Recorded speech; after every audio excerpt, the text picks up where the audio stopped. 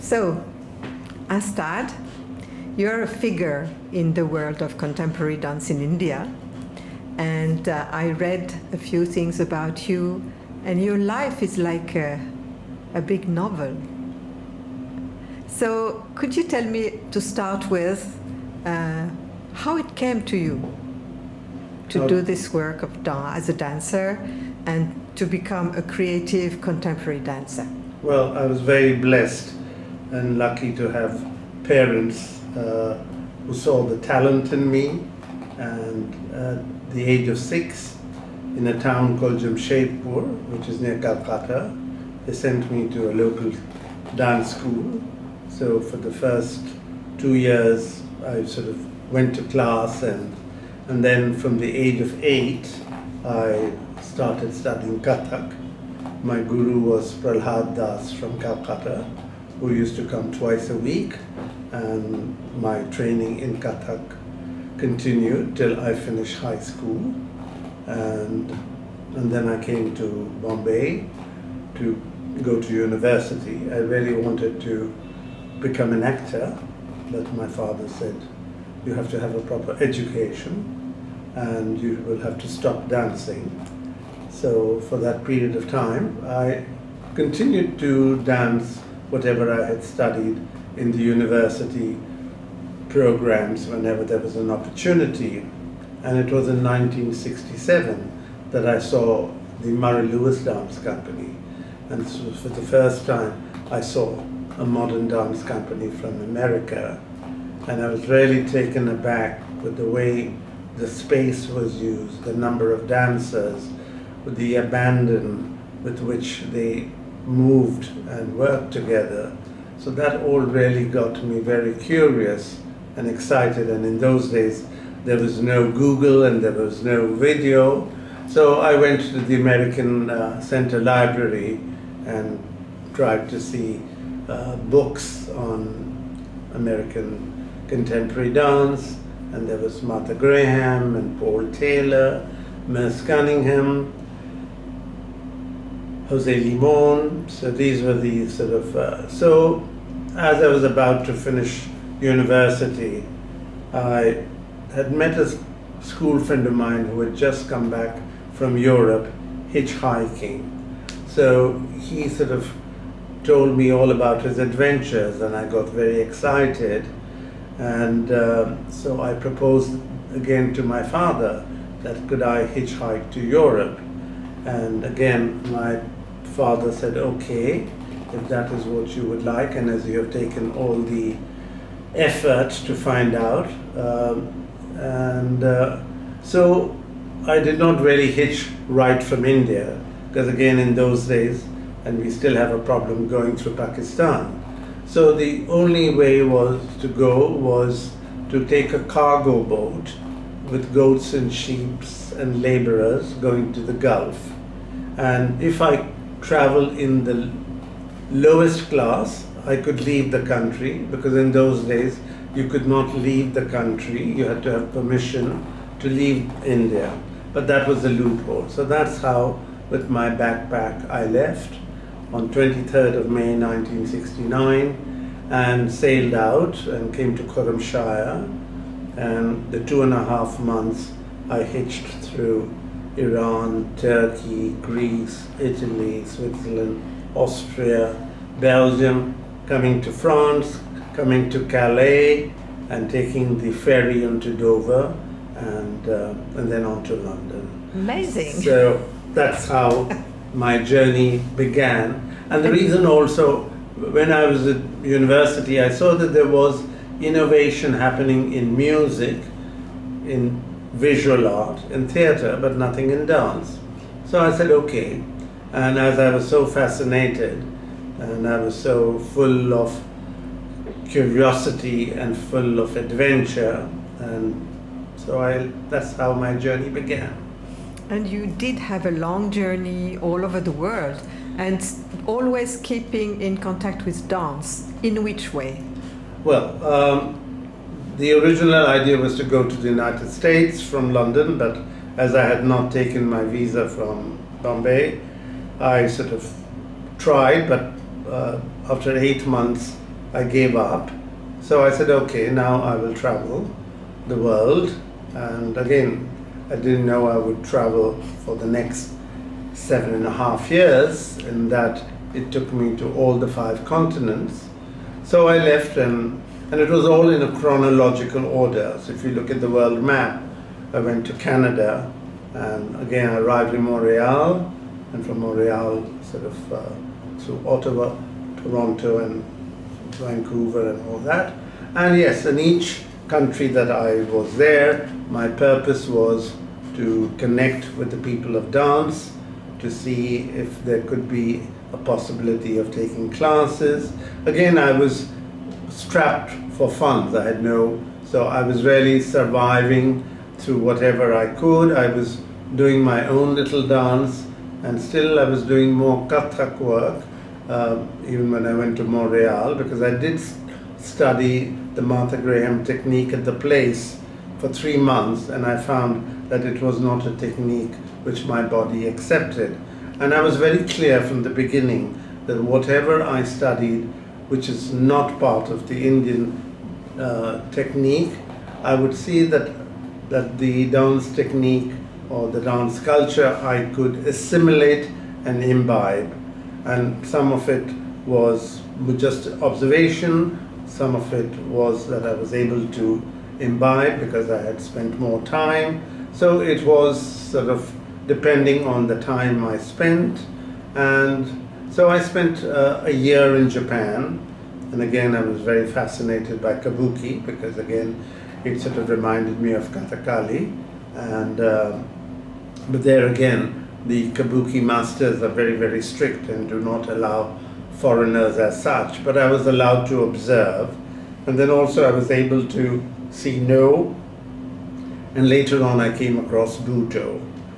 So the Buto has a bit of an influence in my work, and later on in Indonesia, again I would say some of the Javanese movements I have sort of assimilated, but I'm also very familiar with the Kecak and the Balinese mass dance, and I've worked with some Balinese dancers as recent as this year in Berlin. Right. So all these influences have sort of created your own style. Yes.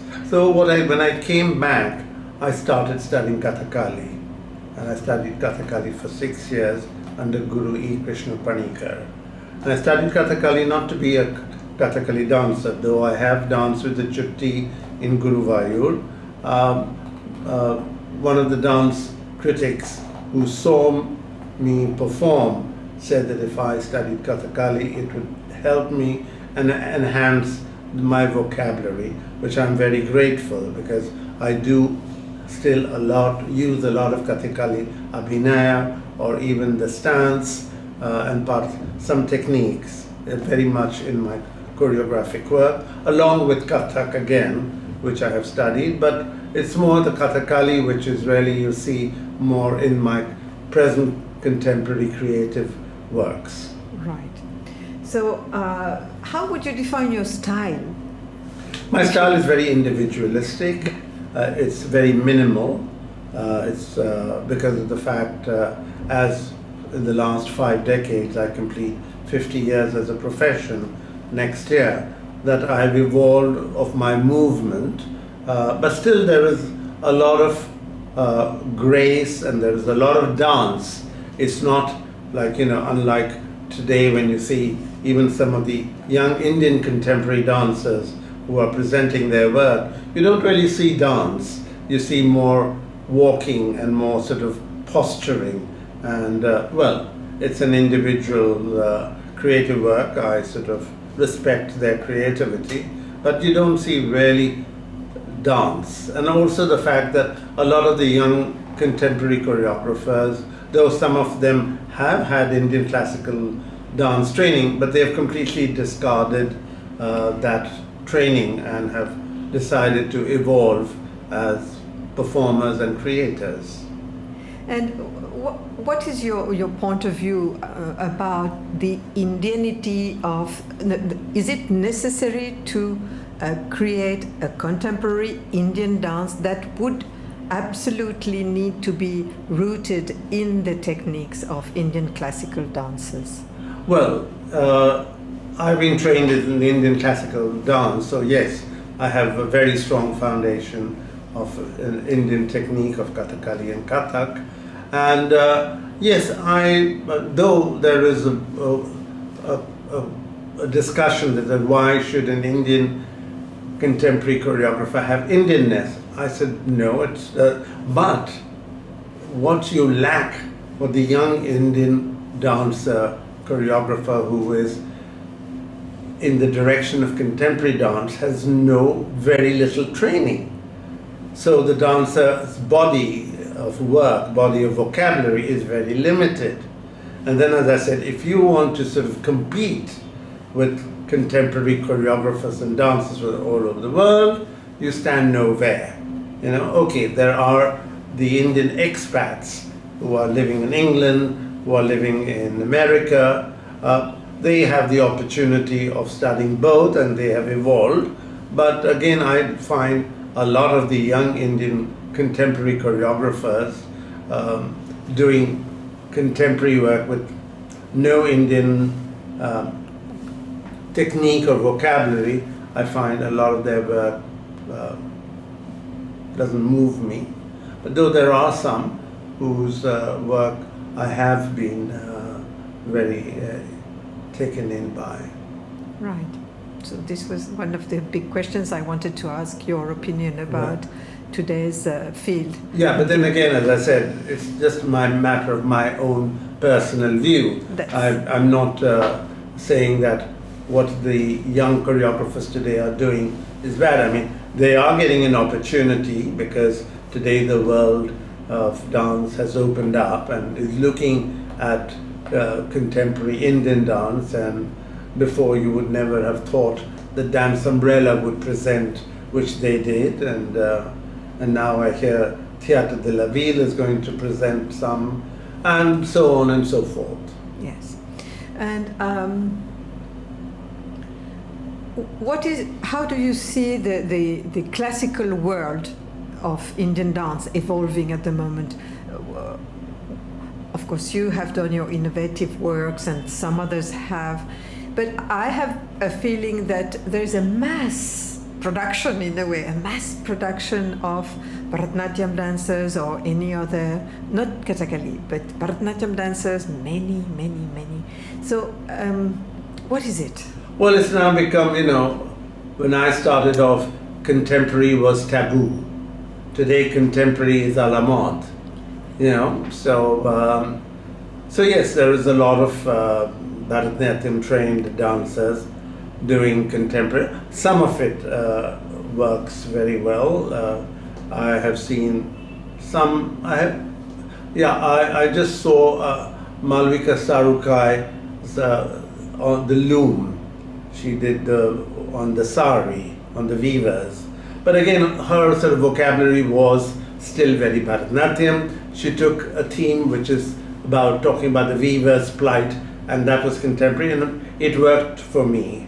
So some of the Bharatanatyam dancers' work have not really sort of worked for me, because I also tell them that it's not, if you're not convinced, you don't have to, just because it is expected that now you must come up with a contemporary work.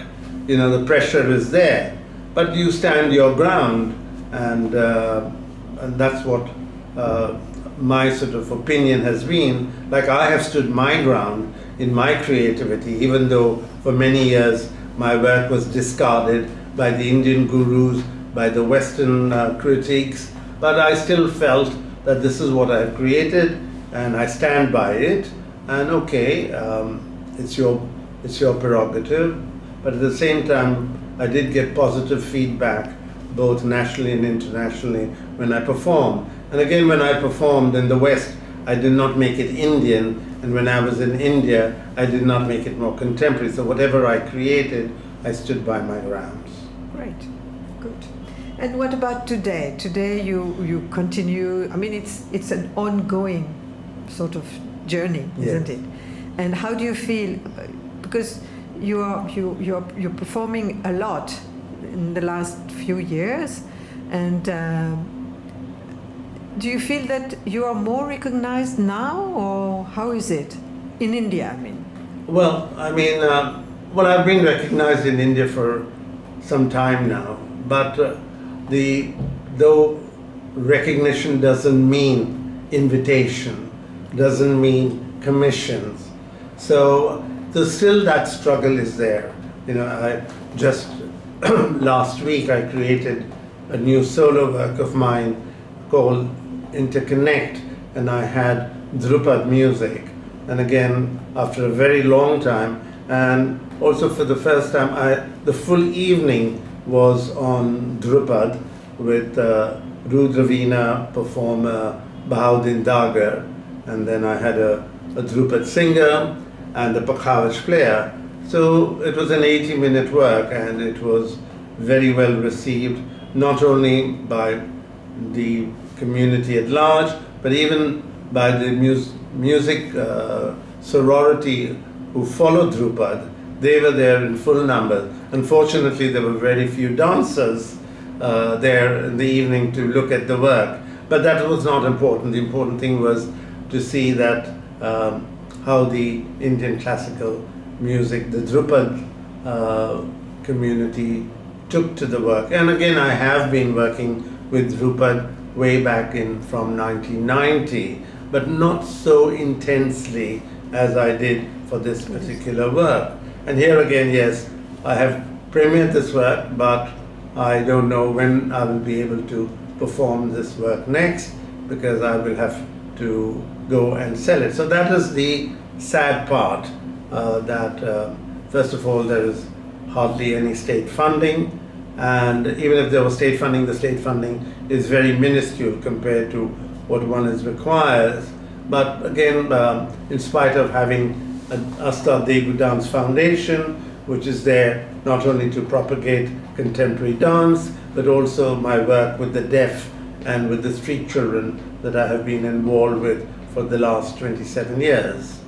So yes, it's still, there is recognition, and they'll say, Astad Deboo contemporary dance, but that does not mean that doors open and say that yes, we would like to present your new work. And do you teach? Do you transmit your work? Do you have a set of students, or? No, I mentor. You mentor. Because of the fact I did not teach for the simple reason that I find and I think that teaching is a great responsibility, and if you are not going to be in a place long enough to start a school and to so I have not. But on the other hand, I have mentored, like when I have worked with the deaf groups or when I have worked with the street children. Yes, I have taken out substantial time to train these young performers in my own style, and created choreographic work, and we have toured and we have traveled. So there I have sort of given 5 to 7 years, and in one case even 14 years, to a group in Calcutta, my first deaf theatre company. But when I say 14 years, I mean I was not there all the time, but I spent considerable enough time to create and to travel with it. So with the result, I don't have, and again, to teach my style, it's very, very difficult, because first of all, I would need a body which is very flexible and agile, and at the same time is able to be able to take the Indian classical, especially the Abhinaya. So I have sort of had dancers from Odissi and Kathak coming to take a workshop or two, but it's very difficult, and then I really don't do workshops and all, because I just find, though I do, and it's not that I don't do it, but I will not go looking to conduct a workshop. But they say I'm a good teacher, I explain well, even for that limited period of time, and invariably there's always a demand for more, but I also I don't have the time because I have ongoing projects and I'm my own manager, my own secretary, my own agent, everything all in one. Yes. And you travel a lot, you perform outdoor, out of India a lot as well? Well, not a lot. Yes, I do perform. On an average, I'm away from the country between 3 and 4 months of the year. Again, primarily with collaborations or my own work, which is invited. So that's how I do like going overseas because it gives me an opportunity to sort of feed my own soul with what is happening not only in dance but in music, in cinema, in visual art. So these are sort of basically for my own sort of enrichment and being aware of what is happening. Right. And which part of the world would you say is the most welcoming? South America, Mexico, Hong Kong, Japan, Korea. Well, I've not danced. To my 40 years or 50 years of career, Europe has been sort of sporadic. I won't say that any European city really is on a or not even England, as a matter of fact. So I find the US a little more open and accepting, and also the fact that again I worked a lot with the deaf community, especially in Washington D.C. at Gallaudet University, which is the world's largest university for the deaf. So I've had a good rapport with the Performing Arts Department, and I've worked considerably. Right. Well, thank you so much. Would you like to add something? Nothing. Yeah, it's just that yes, I will continue to dance because people will ask me that when do you plan to retire, and I've been blessed, and yes, I do work with my body. At 71, with what I'm working right now in my own creative solo works, does require a good, well-oiled body to be doing what I'm doing.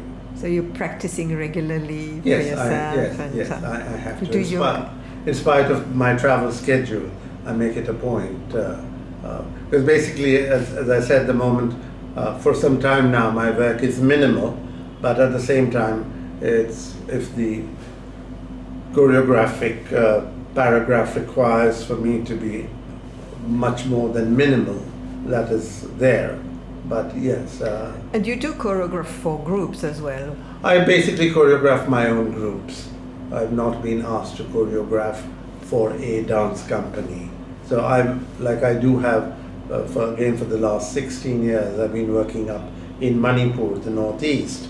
So I've been started work with the martial artists, the Thang Ta practitioners. In France, you know more about Kalaripaitu, but it's Thang Ta, and again, a very, very dynamic martial arts style of India. So I worked with the martial artists, and now for the 12 years, I've been working with the Pungchulum drummers of Manipur. And so with them I worked and I choreographed them as part of my choreography. And it's not that I dance with them all the time. There are certain sections where they just perform to my choreographic work. Right. Well, thank you very much, Astad. Thank you. Thank you for making the time. No, not at all.